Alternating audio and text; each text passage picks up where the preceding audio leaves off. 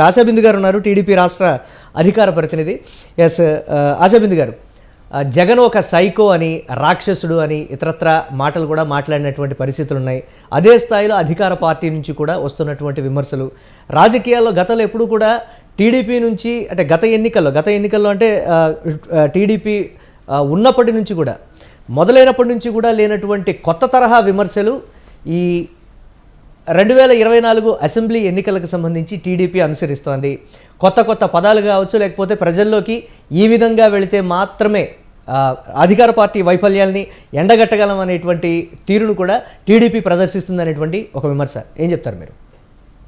నమస్కారం అండి, ప్యానెల్లో పాల్గొన్న సభ్యులకి మీకు కూడా థ్యాంక్ యూ. ముని గారు, మీరు ఏదైతే చెప్పారో టీడీపీ 40 ఏళ్ల ప్రస్థానంలో ఎప్పుడూ ఇటువంటి భాష చూడలేదు. మొట్టమొదటిసారి 2024లోనే ఇటువంటి ఈ ఏదైతే ఇప్పుడు మీరు ఏ టాపిక్ అయితే తీసుకున్నారో ఇది మొట్టమొదటిసారి చూస్తున్నామని మీరే చెప్పినందుకు చాలా థ్యాంక్స్.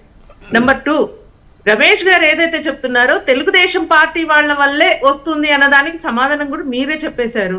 నెంబర్ 3, ఇటువంటి బూతులకి ఆద్యం పోసింది జగన్మోహన్ రెడ్డి గారు. జగన్మోహన్ రెడ్డి గారు ఒక ముఖ్యమంత్రి స్థాయిలో ఉండి ఆయన మాట్లాడలేక, ఆయన పదజాలం చూస్తేనే తెలుస్తుంది, చాలా చోట్ల అక్కడక్కడ వాడుతూనే ఉన్నారు. కానీ ఆయనకి చాలా ఇంట్రెస్ట్ అన్నమాట ఆ బూతులు మాట్లాడడం. అందుకే ఆయన వల్ల కాక కొడాలి నాని, రోజా ఇటువంటి వాళ్ళు ఈ 4.5 ఏళ్లలో మాట్లాడింది రమేష్ గారికి వాళ్ళ కుటుంబ సభ్యులకు కనబడలేదేమో నాకైతే.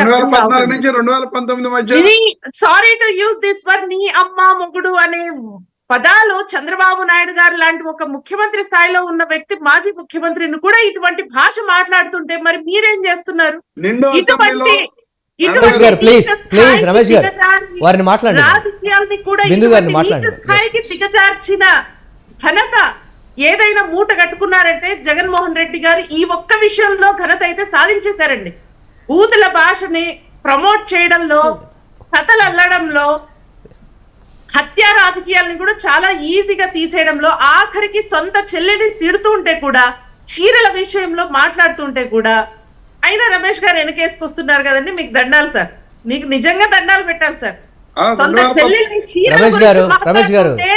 మనము పార్టీ కార్యకర్తలమా కాదా పక్కన పెట్టేయండి. మనం తెలుగు ప్రజలు ఎప్పుడు ఇటువంటి భాష మనం ఎప్పుడు చూడలేదు. బయట ప్రజల్ని కూడా ఒక మాట అన్నము, అటువంటిది సొంత చెల్లెల్ని కూడా ఇటువంటి భాష ఒక ముఖ్యమంత్రి మాట్లాడే స్థాయికి దిగజారామంటే మనం ఎటుపోతున్నామో మనకు తెలియదు. ఇది నా భూతో నా భవిష్యత్తు. ఇంకొకసారి ఇదే last and final. Jaganmohan Reddy గారు రాజకీయాలు ఇదే లాస్ట్. మరో 2 వారాల్లో ఆయన పీడ విరగడవుతుంది అనేసి ప్రజలందరూ కోరుకుంటున్నారండి. ఏం బయటకు వచ్చి ఏం మాట్లాడినా వాళ్ళ వైసీపీ నాయకులు చంపడానికి కూడా వెనకాడటం లేదు. దీనికి ప్రభుత్వ సహకారం 100% ఉంది. ప్రభుత్వంలో పని చేస్తున్న వాళ్ళు, అటు పోలీస్ వ్యవస్థ కావచ్చు, ఇంకా చాలా వ్యవస్థలు, సిఎస్ గారు కూడా వాళ్ళు ప్రజల సొమ్ము జీతాలుగా తీసుకుంటూ కూడా ప్రజల్ని నానా హింసలకు గురి చేస్తున్నారు.